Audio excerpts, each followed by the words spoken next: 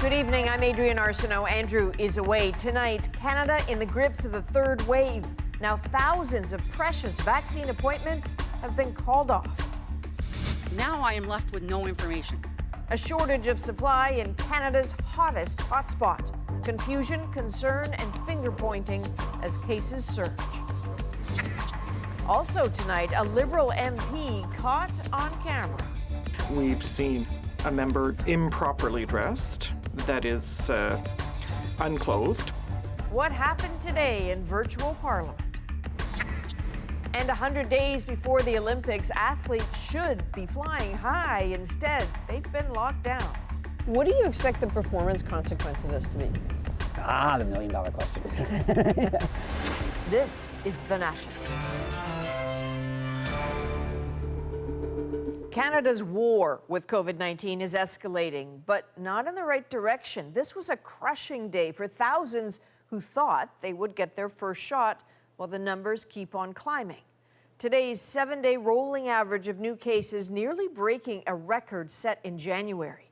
A national nightmare fueled by surging cases, chiefly in 5 hot zones: BC, Alberta, Saskatchewan, Quebec, and Ontario, where the rolling average of new cases hit its own all-time high. Mr. Speaker, over 300,000 doses of the Moderna vaccine that were supposed to be delivered to Ontario last week have still not arrived. There have been challenges with the Moderna procurement system that has caused a few days of delay here and there, but we are keeping provinces apprised every single step of the way.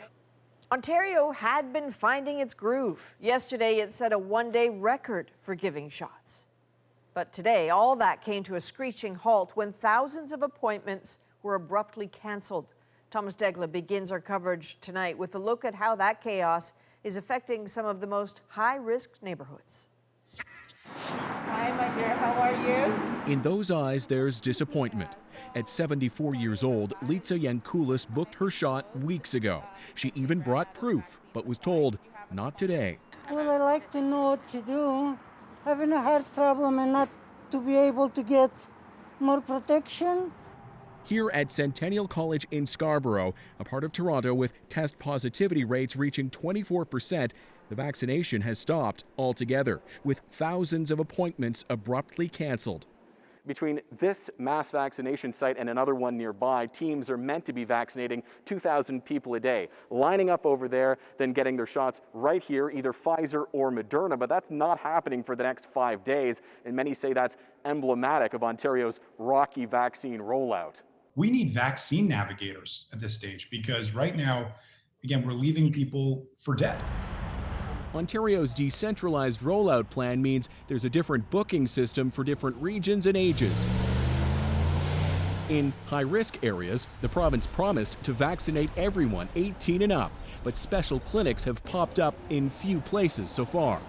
The Premier says the problem comes down to supply. I don't blame them for overbooking 10,000 appointments. I don't blame York for doing that as well. We were expecting the shipments to come in. Curiously, though, while some centers in hotspots are shut down, other places outside of hot zones are showing plenty of available slots, even for same-day booking. That is a supply management and inventory management type issue that the government obviously hasn't planned properly for.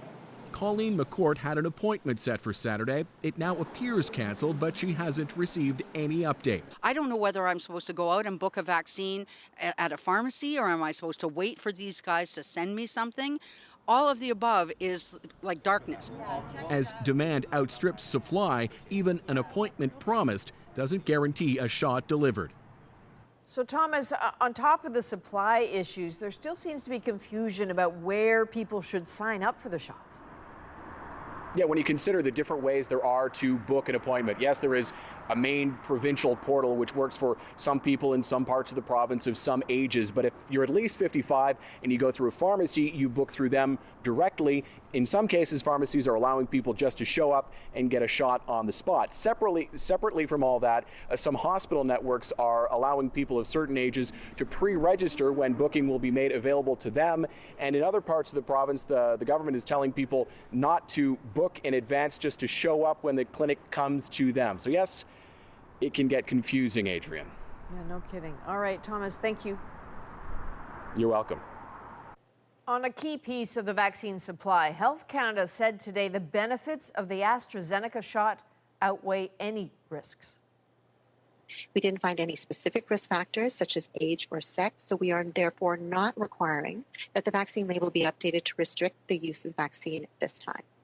Today's update comes after health officials reported the country's first case of a rare blood clot that may be linked to the shot. But Health Canada says the odds of developing the potentially deadly clots are roughly 1 in 250,000. And they say the risk of getting sick with COVID poses a far greater threat. The bad PR continues for the company, though. Today, Denmark became the first country to stop using the AstraZeneca vaccine permanently. The urgent need to get vaccines in arms is underscored by the third wave that's raging in parts of the country. This week, another terrible statistic. Canada's per capita caseload has moved ahead of our southern neighbors. The U.S. has had the highest COVID-19 case numbers in the world overall. But when it comes to average confirmed cases per million people, Canada jumped past the U.S. last week for the first time in the pandemic, and so far it's continuing to hold that lead. Susanna Da Silva shows us what that surge looks like in real life as doctors and nurses across the country battle the third wave. Patio weather is finally here, and BC restaurants say they have been told patios will be the only place they can serve customers until sometime in May. It's going to hurt our team and it's going to hurt our ability to rebound past this as well. The province saw another jump in cases today, more than 2 weeks after circuit breaker measures were put into place, already prompting cancellation of some surgeries. The latest figures put variants of concern at 15% of new cases, including hundreds of cases of the variant first seen in Brazil.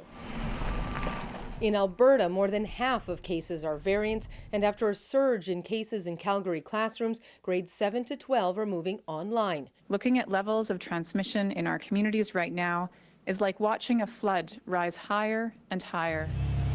Today, Saskatchewan told people not to travel within the province, and in Manitoba, officials are mulling a requirement for masks outdoors in a province where the variant first seen in the UK has killed 2 people. This 22-year-old spent 9 days in hospital. First 5 to 6 days were pretty horrible. Like I was very bedbound, not a lot of movement, like it was very exhausting. Ontario set another record today with 635 COVID patients in intensive care. The province has promised new beds by the end of the week, but beds alone won't do it. It's not like there's this abundance of clinicians who are available to service the existing beds we have. Next door, the message from Montreal hospitals: the ER is only for absolute emergencies. Every single center has wings that are closed, beds that are closed because of missing nurses. Today, one of Canada's smallest provinces, Newfoundland and Labrador, offered to do what it can to help the very biggest. That tells you how the battle is going. Susanna Da Silva, CBC News, Vancouver. One of the Vancouver Canucks is raising concern over the team's upcoming schedule, suggesting they're being rushed to return to NHL action following a COVID outbreak.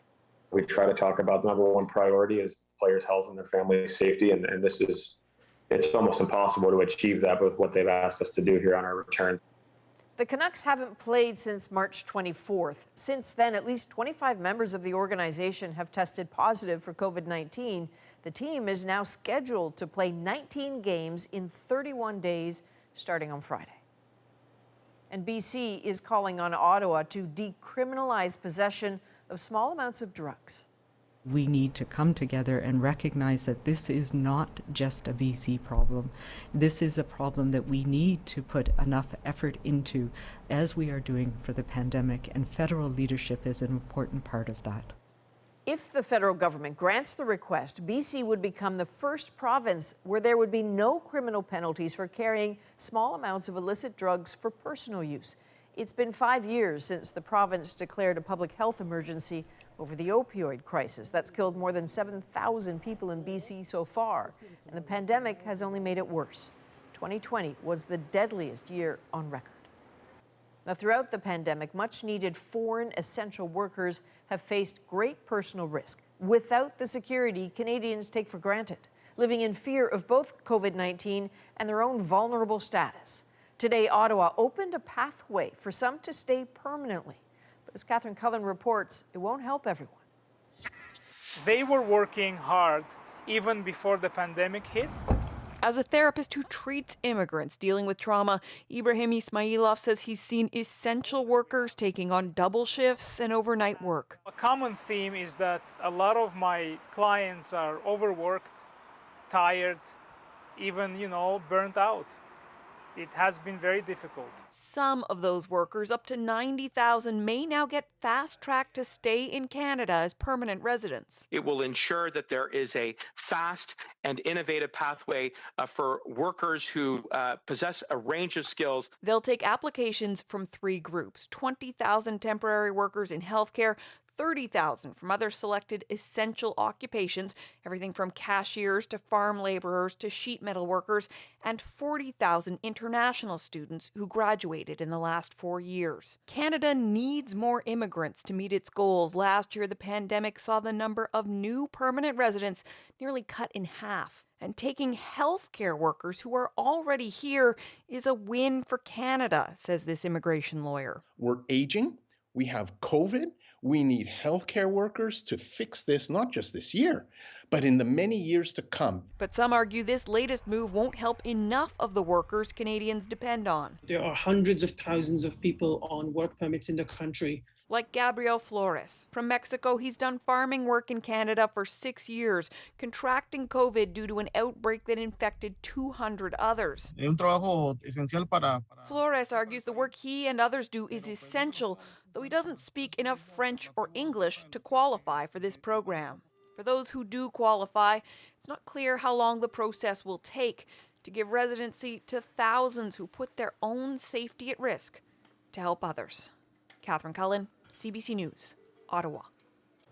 A bit of a shock for many on Parliament Hill this afternoon after a Liberal MP appeared completely naked during a virtual House of Commons question period. The moment was not broadcast publicly, but as David Cochrane shows us, it did spark reaction from those in the session. The Honourable Leader. This is the view of the virtual Parliament that the public gets to see. This is the private view MPs get to see, which caught one of their colleagues in a private moment that led to a parliamentary point of order. We've seen a member during question period improperly dressed, that is, unclothed. So perhaps remind the members, especially the male members, that suits and ties are appropriate, or rather called for. And we have seen that the member was in very good shape, but I think that this member should be reminded of what is appropriate and to control his camera. Thank you. Merci. I would like to thank the honourable member for her observations. I missed that. The MP was Will Amos, a parliamentary secretary and Liberal MP from Quebec, who issued this statement. This was an unfortunate error. My video was accidentally turned on as I was changing into my work clothes after going for a jog. I sincerely apologize to my colleagues in the House of Commons for this unintentional distraction. Obviously, it was an honest mistake, and it won't happen again. The Prime Minister's office isn't commenting, it's letting Amos's statement speak for itself. But it seems there won't be any party discipline for what appears to be a pretty clear violation of the parliamentary dress code. David Cochrane, CBC News, Ottawa. Another member of Parliament is under scrutiny tonight. Independent Yasmin Ratanzi is being sued by a former employee alleging verbal and emotional abuse. She left the Liberal caucus last year in connection to CBC News reports that she'd been employing her sister for years and creating a toxic workplace for staff. Ashley Burke spoke with Ratanzi's former staffer. And I was tortured for years. Former staffer Aleem Leela says he stayed silent about MP Yasmin Ratanzi's behavior for years, but won't any longer. It's all about Ms. Ratanzi leveraging her power and using it to intimidate and hurt people. He was a summer intern in 2016, then hired as Ratansi's constituency assistant the next year. He alleges Ratansi started pushing her religious beliefs on him. She made it her objective to try to make me a practicing Ismaili. After work, I was forced to attend, mosque's proceedings despite my wishes. Leela also claims in his lawsuit Ratansi was verbally abusive, including when she found out Leela's girlfriend at the time was pregnant. She said that I was stupid, that I was an idiot. From there, it quickly turned into a racist tirade. My then partner, who was a young Filipino woman, was attacked. Leela said he asked for time off work to support his then partner at a medical appointment to have an abortion, but claims Ratansi gave him an ultimatum. I can attend the appointment and my time in the office is done. He chose to go to the appointment and never returned to the office. It damaged me. CBC News aired a story in the fall about claims Ratansi created a toxic workplace and made offensive comments. Leela recorded Ratansi calling him afterwards. He said it was an act of intimidation. She's heard asking him repeatedly if he was one of the sources. I have been asked by my legal team to do my due diligence. Ratansi told CBC News in a statement that she disagrees with the characterization of events. She said that since the matter is before the courts, it would be inappropriate for her to comment through the media, but then posted a lengthy statement on Facebook calling the allegations wild, adding that she would defend herself in court. Ashley Burke, CBC News, Ottawa. In the United States, the former police officer who killed a young black man in a suburb of Minneapolis has been charged with second-degree manslaughter, a charge protesters say is not serious enough. We are tired of this two-justice system, a system that works for white people and a system that does not work for people of color. Kim Potter, a 26-year veteran police officer, will make her first court appearance tomorrow virtually. 20-year-old Dante Wright was killed Sunday during a traffic stop as he was being arrested on an outstanding warrant. Police say Potter accidentally pulled her gun instead of her taser. Bernie Madoff, the notorious criminal behind the largest ever Ponzi scheme, has died. The 82-year-old was serving a 150-year sentence in U.S. federal prison. Over the course of decades, Madoff bilked billions of dollars from his investor clients, which included charities and pension funds. He was arrested in 2008. Bernie Madoff suffered from kidney disease and other medical issues. Well, it's official. Troops from the United States and NATO will leave Afghanistan this year, but that does not mean the end of their involvement in that country or an end to the violence there. Katie Simpson looks at the reason for the retreat and what comes next. A moment to honor the sacrifice that is inevitable with 20 years of war. A conflict the U.S. is leaving as the president announced troops in Afghanistan will be out by September 11th, the anniversary of the terror attacks that started it all. It's time to end America's longest war. It's time for American troops to come home. Joe Biden says if he waited for peace, troops would stay forever, and that he made this decision because Afghanistan is no longer a base for terrorists to carry out attacks against the U.S.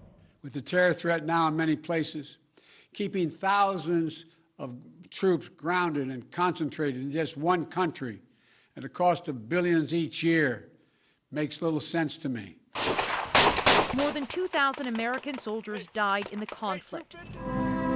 Canada spent 12 years alongside its ally, leaving in 2014 after the war claimed the lives of 158 soldiers. In recent months, violence has escalated, and this announcement, experts worry, will do little to inspire peace talks between the Taliban and Afghan government. People feel vulnerable. So this is not going to be a happy spring and summer for anyone. But, and I don't expect the Taliban to come prancing back to the table. With no end to the instability in sight, the legacy of this mission is fully taking shape. I think it would be a mistake to say nothing was achieved for all of these sacrifices. But when you end up weighing the benefits and the costs at the end of the day, my gut instinct is that we will look back and say, why were we there so long? The U.S. is promising to continue with humanitarian support and to back diplomatic efforts around peace talks. The Taliban tweeted it's not willing to talk until all foreign forces are out of the country. Katie Simpson, CBC News, Washington. We are 100 days out from the Tokyo Olympics, but questions remain about the state of the Games. Japan is facing rising cases and low support for the event that even athletes are struggling to prepare for. We qualified in 2019. We hadn't been on the field. Okay, that's crazy. And locked down and isolated despite being fully vaccinated. It feels like a kick in the face. How life in a long-term care center hasn't changed, even with the vaccine. Plus, 2 Ontario medical students risk failing their exams to help those displaced by the volcanic eruption on St. Vincent. Well, the exam's going to happen and it's going to pass, and that's that. We're back in 2.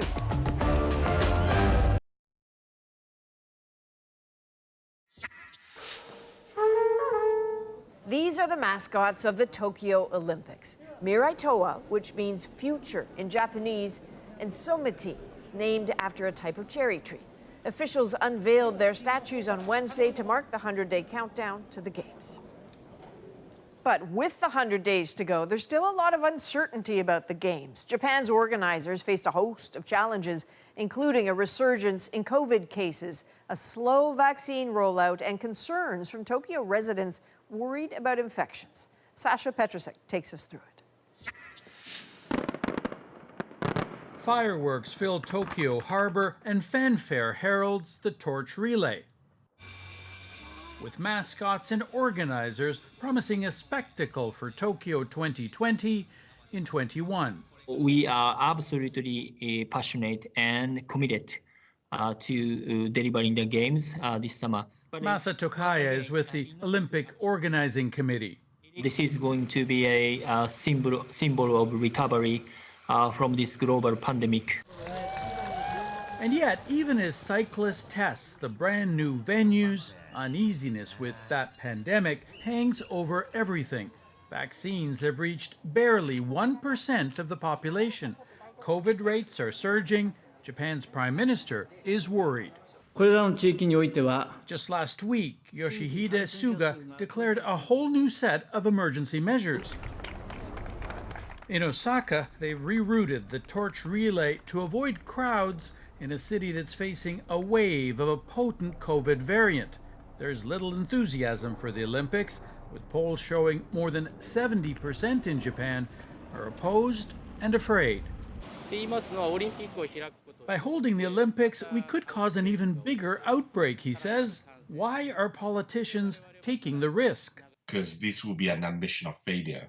And even though, the odds are really, very much against the Olympics, even at this point, nobody has the courage to say, well, enough is enough. We need to pack and go. Nakano says politicians are afraid of losing face ahead of a looming national election. And there's a $20 billion investment at stake. To the anti-Olympic protesters in the streets, Japan's leaders say the pandemic games will go on. Sasha Petrusek, CBC News, Toronto. With the Winter Olympics slated for 2022, Tokyo's games, postponed once, likely can't be postponed again. Either they happen this summer or not at all. So if the games go ahead, what will they look like? The athletes who go will get a huge protocol playbook. They'll be exempt from the quarantine upon arrival, but they need to be tested before they get there, and then every 4 days. Vaccines aren't required, but are definitely recommended. No lingering in the village after events, and once they compete, they'll be asked to return home right away. Between events, they can forget going to tourist sites or restaurants or riding on public transit. And if they are hoping to hear the roar of fans from home, forget that too. Japan has said no to foreign spectators coming to watch the games. That means athletes will head to Tokyo without their family or friends or even key members of their support teams. That is, if they go at all. But before athletes even arrive at the Games, the pandemic has made the training really, really difficult. You come into places like this and see how we're training and compromising. From makeshift tracks and backyard pools, athletes stay safe as they wait to be vaccinated. We're hopeful that they'll get vaccinated before Tokyo. And the head of the COC makes a case for the Games to go ahead. Next.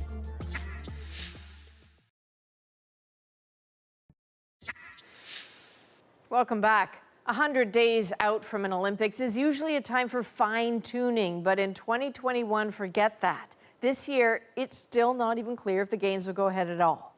Canada's athletes, like the rest of us, have had a hard year with much of their world on pause, and training has been weird. So are they ready is a big question. Do they feel safe going? That is especially tricky. You jump off a low box just to help you take off, so Damien gets his foot down without going toe first. It's a pretty basic expectation that one of the world's greatest track athletes should be at an indoor track now, training for the Tokyo Olympics. Good. I really like the way you got your foot down on that one. And yet, here's decathlete Damien Warner making the most of it at a far too small local London, Ontario hockey arena. The only place he's been allowed to train, unable to get access to an indoor track. To be clear, he's not complaining. To get this space, all this equipment took hustle and generosity. So we'll do 2 10s, 2 30s, and a 40.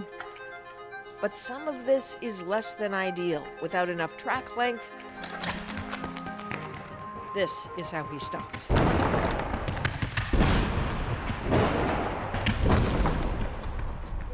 Everything is kind of a compromise in here, but I think it works at the end of the day. As we sit here in this super cold arena, I'm thinking about American athletes and, French athletes and people who have all sorts of stuff available to them, including vaccinations. Are you worried that there is an added inequity, that once again the pandemic has created these big splits? I follow my competitors and I see that they're training or they're in nice weather or they're off doing competitions. I understand that in sport there's always going to be some inequity. There's always going to be people that have better facilities or better equipment, better weather. Would you go even if you didn't have a vaccine? I think so. I believe that we can and we should get the vaccine before the Games. If giving 350 vaccines to athletes that want to go is not going to cause harm to the population or to the communities, then I don't think it should be something that's not talked about. Damien Warner needs something big right here. But vaccinating athletes hasn't been an open discussion in this country. The fear of seeming to jump a queue is real. On the worry list as well, what happens with the 2 men who've worked with Warner since they were his high school basketball coaches? They still aren't sure they'll be allowed to go to the Games. Yeah, it's still up in the air. I'm hoping that I get to go. I think it makes a big difference. Any advantage matters at the Olympics. Canada has seen a lot of success at Summer Games from its swimmers. Fractions of seconds, putting the likes of Kylie Mass and Brent Hayden on the podium. And yet, this is how both of them and other members of Team Canada spent months training for Tokyo. Lucky enough to have access to pools of any kind, if you can count swimming in the snow. Lucky. For a long time, most Canadian swimmers didn't even have this. Former Olympian and coach Byron McDonald has been more than a little frustrated. What most people don't know about the Canadian swimmers is that they were the most locked out group of swimmers in the world. The swimmers were out 13 weeks back in the spring, summer of 2020. And I know the top American swimmers, several of them, they had access to private pools and they didn't miss a day. The Aussies were out for about 4 weeks. The Italians, the Brits, a little bit longer than that. We were out 13, and that's a long time. What do you expect the performance consequence of this to be? The million-dollar question. The one wild card in this mix is they haven't raced in 12 months. So we're going to be race shy going into the Olympic Games. I think it's the only thing that worries me and the athletes and the coaches a little bit. Quarantine periods have been adjusted for the NHL, for some executives in Canada, but not Olympic athletes. So heading to international competitions hasn't been practical or even possible for many of them. National Team Canada. And if it's been hard to wrangle training for individual athletes, spare a thought for the teams out there. The pandemic delay split up Canada's softball team, forced them to train apart to get creative. And while they are excited, worry is they might be rusty. That got tested in a game on the weekend. Saturday when we played, that was our first real game in 20 months since we qualified in 2019. We hadn't been on the field. Okay, that's crazy. It's a long time. When you think we've played softball and pretty much every day of our lives since 5 years old. We've never taken a break. And all of a sudden in the biggest time, in the last push, you're some taking a 20-month break from playing together is pretty crazy. They're together now in Florida, but watching the clock nervously because softball has an added layer of anxiety to it. This is the first time the sport is back in the Olympics since 2008. A 2020 delay was hard enough, but if the games don't go ahead this summer, that might mark the end for many of them. Training all these years, for what? We're just constantly on an emotional roller coaster, especially at the beginning when there were just so many unknowns. Right now, we are all systems go. It's happening. Everything's great. So if something does fall apart, it's just going to open up a whole can of worms there. But 100 days out, until someone tells them otherwise, Canada's athletes are all hope and effort on the road to Tokyo. Sometimes people think like being a professional athlete is glamorous, and then you come into places like this and see how we're training and compromising. They'll all be as ready as they can be, uncharted training for unparalleled games. The key now is to make sure they're not just strong enough, but safe enough. So what is the plan to keep our athletes safe as they wait for their vaccines? I spoke with the CEO of the Canadian Olympic Committee about that and about his hopes for the Games. So David Shoemaker, thank you for joining us. These are your first games as the head of the Canadian Olympic Committee. You sure know how to pick them. What a start. Well, I'm going to wait an extra year for my first games, but I do think the Tokyo 2020 Olympic Games will be worth the wait. So that's the ambition. But I think the bottom line right now is, will it be safe enough to send Canadian athletes to Tokyo? We're very confident that it can be done safely. That the IOC has put in place countermeasures, that the Tokyo organizers have really put their mind to how this can be done in a safe and secure way.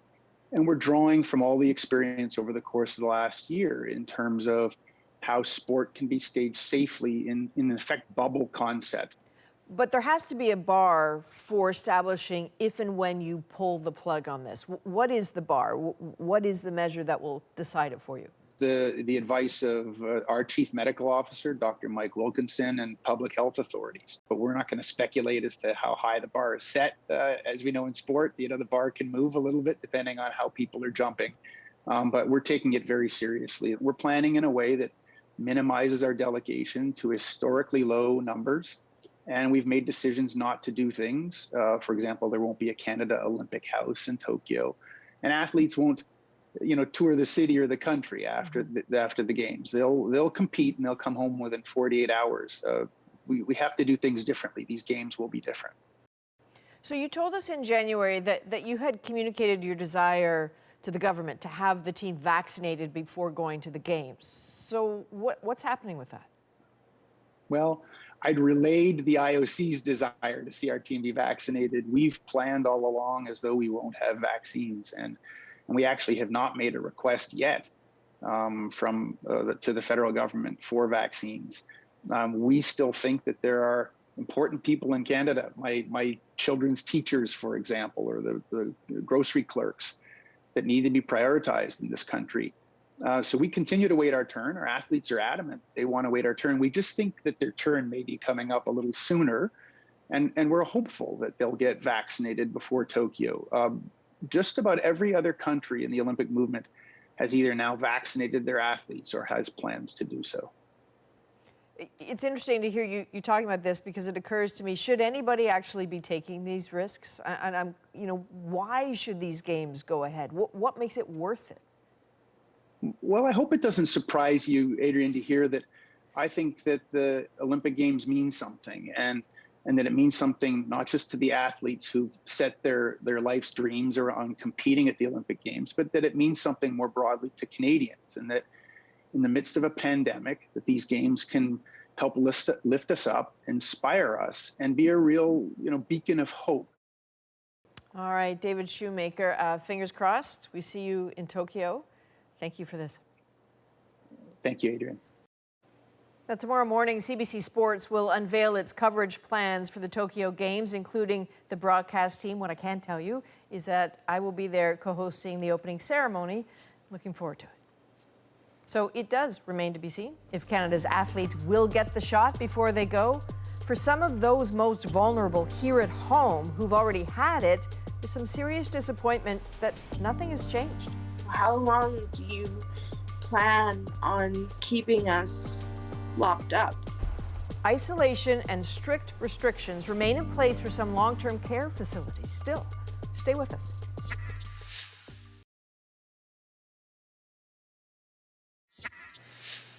Welcome back. We've shared with you the story of Chelsea Dreher. She lives in a long-term care home in Regina. She struggled with the mental toll of isolation. Now she's fully vaccinated, but that hasn't bought her any freedom. Bonnie Allen shows us a story told across this country. Inside this long-term care home, Chelsea Dreher has felt so isolated over the past year that at one point she had a mental breakdown. But she believed getting the COVID-19 vaccine would give her back some freedom. When I got the final dose of the vaccine, I was so happy. I was literally busting down the door to get it. And then things only got worse. Her facility has even tighter restrictions now due to the spread of variants. And a case of COVID-19 on her ward means she's basically confined to her room. It was contracted by a staff member, and now we're in complete and total lockdown. It feels like a kick in the face. I just want her to be able to even go outside. She's not allowed to leave the building. Dreher's mother is upset some workers at the facility refused the shot. I think all the employees should be vaccinated. I think it should be part of the job description. People who are elderly or disabled are still more vulnerable, even with vaccines, according to experts, particularly given the spread of aggressive variants. Dr. Anand Kumar says mandatory vaccination for employees and visitors would make a difference. I think that if all the employees are vaccinated, and it's a requirement that visitors are vaccinated, and in fact the vast majority of the residents are vaccinated, I think that's about as safe as you're going to get. It's their right to refuse a vaccine. If they do not want to choose to get a vaccine, that is up to them. But we would encourage everybody to get a vaccine. The only way that we're going to get through this is by having more people vaccinated. Dreher is worried that encouragement won't be enough. How long do you plan on keeping us locked up? I don't dare to hope. It's just gonna get ripped away. So it's like, why bother? Dreher now just as scared of more disappointment as she is the virus. Bonnie Allen, CBC News, Regina. So this pandemic has been unrelenting, especially for healthcare workers. But we'll show you how one Canadian doctor is turning pain into beauty. But first. That's a pretty mask, but never take a chance. Even under lockdown, you can't stop rock and roll. Don't even think of it. That's Mick Jagger and Dave Grohl with their anthem for the pandemic times, including jabs at conspiracy theorists, complaints about the dullness of isolation, even a bit of hope. We'll escape from this prison walls. Open the windows and open the doors for this season.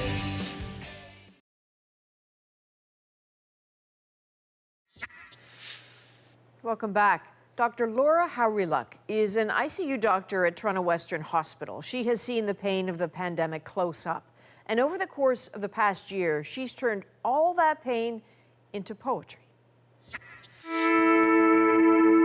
Once again, I don scrubs, cap, mask, shield, gowns and gloves. Who I am concealed, eyes inscrutable through my shield. My name is Dr. Laura Hawryluk. I'm an ICU doctor at Toronto Western Hospital.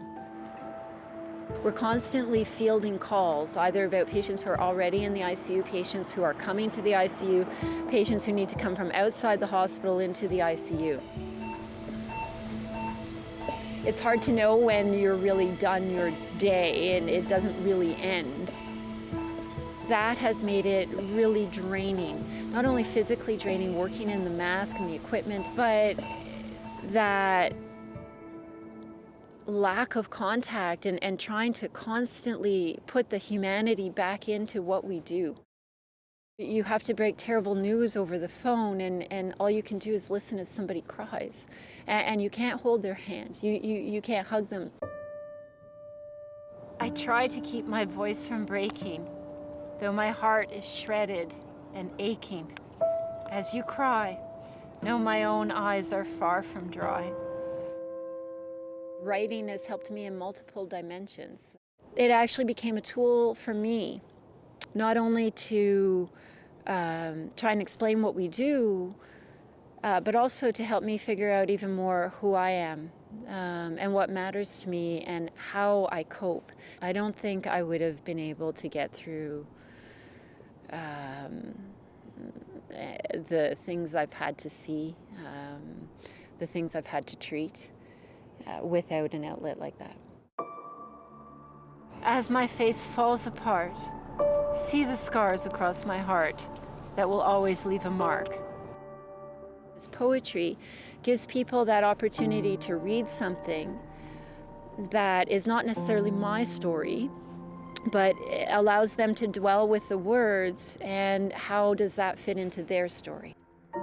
I've had people who have lost those that they've loved, who've actually used parts of what I wrote as a way of explaining how they're feeling, of remembering the person that they've lost. And, you know, I remember the first time that happened, I was so moved, I was crying. There are others on the way. Somehow, I need to get through the rest of my day. No words, grief, deferred. If it helps you cope with it, so again, you can be there for somebody else, it's so important to have that, whether for me, writing or some of the other things I do. Everybody needs to understand what it is for them so that we can continue to get through this. Remember what I've been through, though my own memories are few. This I know is true. I have survived the ICU. Next on the National, 2 med school students spring into action. People are losing their homes. We wanted to get out there and help people. How they helped thousands of people after the volcanic eruption on St. Vincent. In our moment, next. But first. It was probably the most unusual thing I've ever seen up here. I've seen, bears, cougars, elk, but never a sea lion. Okay, so quite a surprise for a Vancouver Island man on his way home from work. A wayward sea lion making its way down a remote logging road some 6 kilometers from the ocean. Officials say the animal probably went up a nearby creek and became disoriented, but it seemed to be healthy. They say it likely made its way back to the water. Well, let's hope so.